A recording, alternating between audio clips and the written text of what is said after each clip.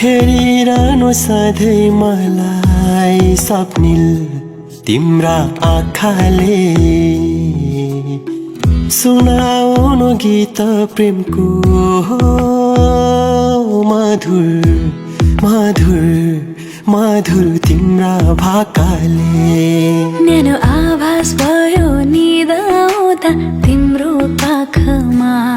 नौलो आभास भयो झुम्दा मलाई तिम्रै बाटमा